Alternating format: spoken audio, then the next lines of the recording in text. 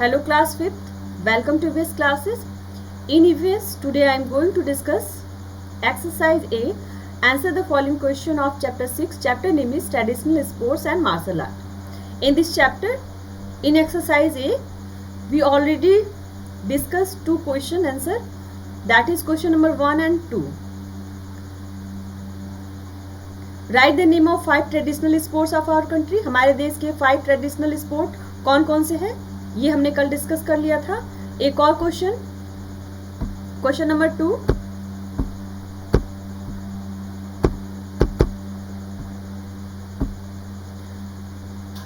थोड़ा किस प्रकार का गेम है. तो ये दो क्वेश्चन हम कर चुके थे. आज हम क्वेश्चन नंबर 3 एंड 4 करेंगे. क्वेश्चन नंबर 3 और 4 दोनों क्वेश्चन थोड़ा सा लेंदी है, लेकिन कई बार पढ़ेंगे तो याद हो जाएगा आसानी से. क्वेश्चन नंबर 3 है, right a few lines on the life of a wrestler. Right a few lines, कुछ लाइन लिखनी है on the life of a wrestler. Wrestler के जीवन के बारे में, एक पहलवान के जीवन के बारे में कुछ बातें लिखनी है. Answer of this question is, for wrestler, पहलवान के लिए, wrestling is almost like worship. जो रेसलिंग है, मतलब जो कुश्ती है, वह एक वर्शिप, एक पूजा के समान है. There presiding deity is Hanuman. जो रेसलर होते हैं, जो पहलवान होते हैं, उनके जो आराध्य देव होते हैं, प्रिसाइडिंग डेटी मतलब होता है आराध्य देव. उनके जो आराध्य देव होते हैं वो कौन होते हैं? हनुमान होते हैं. हनुमान जी होते हैं. हनुमान जी बहुत ही ज़्यादा बलिष्ठ थे, तो जितने भी पहलवान होते हैं वो हनुमान जी की पूजा करते हैं. They lead a very disciplined life. वे एक बहुत ही ज़्यादा अनुशासनपूर्ण जीवन जीते हैं. And the most important person in the akhara is their mentor और गुरु. और अखाड़ा में उनका सबसे महत्वपूर्ण व्यक्ति उनके लिए उनका मेंटर या फिर कह सकते हैं उनका गुरु होता है, जो उनको प्रशिक्षण देता है पहलवानी की, कुश्ती की. वे उनके लिए सबसे महत्वपूर्ण व्यक्ति होते हैं. Who instruct them on all their activities.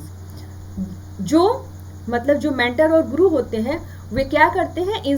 उनको इंस्ट्रक्ट करते हैं, उनकी सारी एक्टिविटीज के बारे में उनको इंस्ट्रक्ट करते हैं. कितना खाना है, क्या खाना है, कब एक्सरसाइज करनी है, कितना एक्सरसाइज करना है, ये सारी चीजें गुरु के, मेंटर के इंस्ट्रक्शन पे भी एक रेसलर करता है.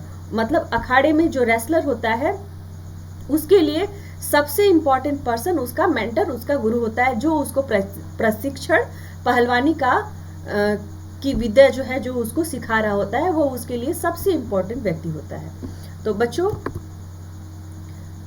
स्क्रीनशॉट ले लीजिए, 1 मिनट.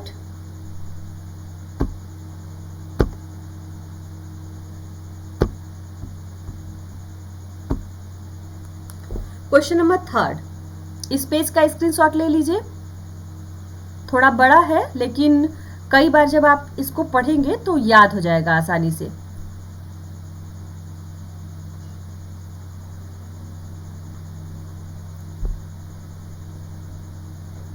अब चलते हैं क्वेश्चन नंबर 4 की तरफ. क्वेश्चन नंबर 4 भी थोड़ा लेंदी है. Give examples to prove that our breath can be used both for warming and cooling. Give examples, उदाहरण देना है, टू प्रूव दैट, यह सिद्ध करने के लिए कि आवर ब्रेथ, हमारी जो सांस है, कैन बी यूज्ड, उसका उपयोग किया जा सकता है, बोथ, दोनों के लिए, फॉर वार्मिंग, किसी चीज को गर्म करने के लिए भी, एंड कूलिंग, और ठंडा करने के लिए भी. 2 एग्जाम्पल देकर ये बताना है कि अपनी सांस का यूज हम किसी चीज को गर्म करने के लिए भी कर सकते हैं या किसी चीज को ठंडा करने के लिए भी कर सकते हैं. तो 2 एग्जाम्पल हमारे दैनिक जीवन के ही हैं. जैसे चाय या कॉफी बहुत ज्यादा गर्म होती है, तो हम उसको अपने मुंह से फूंकते हैं ताकि वो ठंडी हो जाए. तो अपनी सांस का यूज हमने किस लिए किया? चाय या कॉफी या दूध को ठंडा करने के लिए. वही दूसरी ओर ठंड में जब हमारे हाथ जो है ठंड के कारण ठिठुर रहे होते हैं, बहुत ज़्यादा ठंड में जब हाथ काम नहीं करता तो हम हाथों को या तो रब करते हैं या तो अपने मुंह से फूंकते हैं, तो हमारे मुंह से निकलने वाली जो गर्म हवा है उससे हमारा हाथ जो है वो वार्म हो जाता है, गर्म हो जाता है। इस तरह से अपनी सांस का उपयोग हम दो चीज़ों के लिए हमने किया, एक तो गर्म चीज को ठंडा करने के लिए भी किया और अपनी ठंडी हाथ को गर्म करने के लिए भी किया। तो ये दोनों एग्जाम्पल है जो प्रूव करता है कि हमारी जो सांस है वो वार्मिंग और कूलिंग दोनों में उपयोग की जाती है।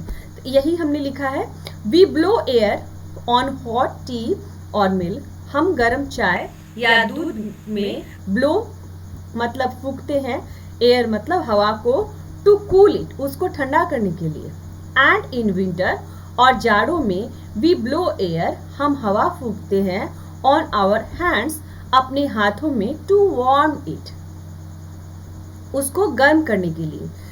These two examples ये दोनों उदाहरण प्रूव दैट सिद्ध करते हैं कि our breath can be used हमारी सांसों का उपयोग किया जा सकता है, both for warming and cooling किसी चीज को वार्म करने के लिए भी या किसी चीज को ठंडा करने के लिए भी किया जा सकता है। क्वेश्चन नंबर 4 स्क्रीनशॉट ले लीजिए। आज आप क्वेश्चन नंबर 3 और क्वेश्चन नंबर 4 कॉपी पे लिखेंगे और उसको याद करेंगे।